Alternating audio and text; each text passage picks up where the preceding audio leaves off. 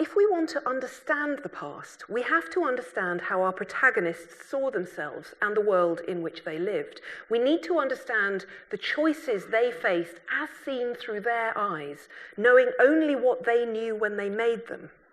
Because once hindsight comes into play, we're no longer understanding the past in its own terms. And the 100 Years' War is a good example of why that matters. It only takes a moment, once we stop ourselves to think, to realise that those who fought in it had no idea that it was the 100 Years' War they were fighting. For them, it wasn't over till it was over, and they didn't know when that would turn out to be. In fact, the 100 Years' War is a term first coined in the 19th century, like so many of the other neat and evocative formulations that we use about our medieval past, the Wars of the Roses being another.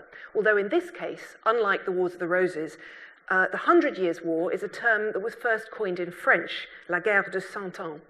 And the first usage recorded in the Oxford English Dictionary is from 1874, J.R. Green in his short history of the English people.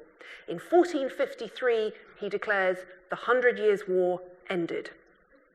And what Green and the others who first used the term were suggesting was that the many phases of conflict between England and France that took place between 1337 and 1453, so a period of 116 years rather than around 100, that this conflict as a whole had a unifying principle, a connecting cause.